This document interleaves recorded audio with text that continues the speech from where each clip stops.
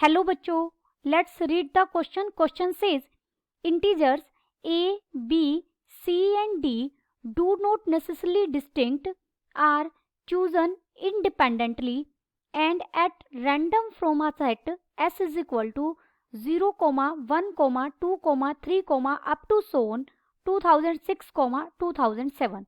If the probability that mod of ad minus bc is even is p by q, where p and q are relatively prime, the value of p plus q is. First we see the key concept. Let a be any event. a कोई भी event है associated with a random experiment. Then probability of a आप कैसे find out कर सकते हैं? This is equal to favorable outcomes divided by total number of outcomes. Probability of A find out करने के लिए हम 1 minus probability of A complement भी कर सकते हैं. अब यहाँ हम एक सेट गिवन है S. S is a set having element 0, 1, 2, 3 up to so on 2006, 2007. Total यहाँ कितने एलिमेंट है एस में? कार्डिनलिटी ऑफ एस कितनी है हमारे पास? 2008. क्योंकि 1 से 2007 और एक 0 भी इंक्लूड है तो 2008 हो गई. देखिए लगातार नंबर है. हमें पता है कि जो इनमें हाफ नंबर हमारे कैसे होंगे? इवन होंगे. और हाफ कैसे होंगे? ओड होंगे. Therefore probability of even number is equal to half होंगे बिल्कुल, और हाफ ही ओड होंगे. तो एक इवन नंबर की प्रोबेबिलिटी ले या एक ओड नंबर की प्रोबेबिलिटी ले, वो कितनी आ जाएगी? 1/2. अब हमें क्या बात करनी है कि AD माइनस BC क्या होना चाहिए? इवन. तो पहले हम काम करेंगे कि AD माइनस BC क्या आ जाए? ओड आ जाए. और फिर हम इस फॉर्मूला का यूज करते हुए, यानी पहले हम प्रोबेबिलिटी निकाल लेंगे ए कॉम्प्लीमेंट की.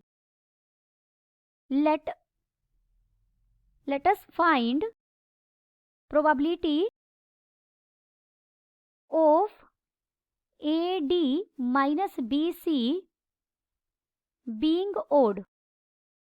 तो पहले हम ओड होने की प्रोबेबिलिटी फाइंड आउट करेंगे. देखिए यहां हमें AD माइनस BC क्या चाहिए? ओड चाहिए. ये भी एक इंटीजर है AD भी, और BC भी एक इंटीजर है, क्योंकि A, B, C, D अलग अलग चारों एक इंटीजर है. और जब एक इंटीजर के दूसरे इंटीजर से आप मल्टीप्लाई करेंगे तो भी एक इंटीजर मिलेगा, और दो इंटीजर्स को आप सब्ट्रैक्ट करेंगे तो भी हमें एक इंटीजर मिलेगा. The difference of two integer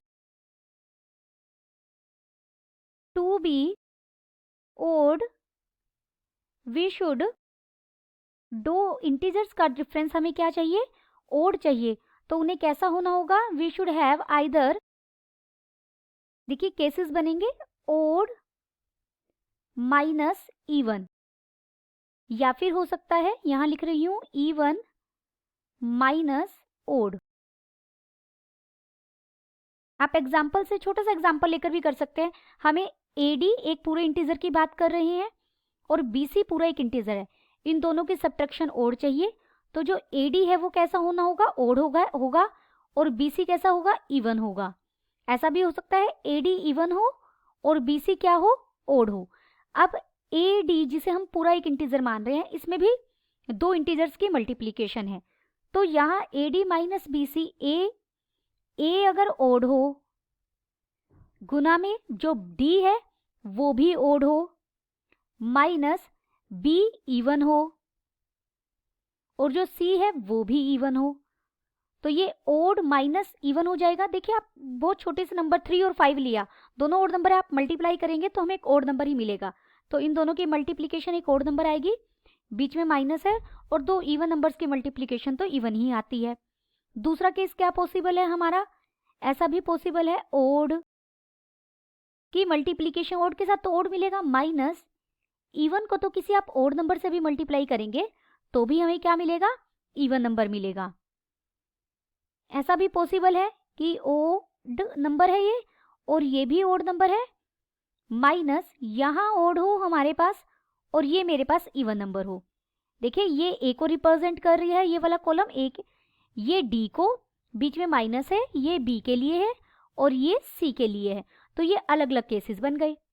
even minus odd करेंगे, सिमिलर वे से इसके भी 4 केसेस बनेंगे, बिल्कुल सेम हो जाएगा।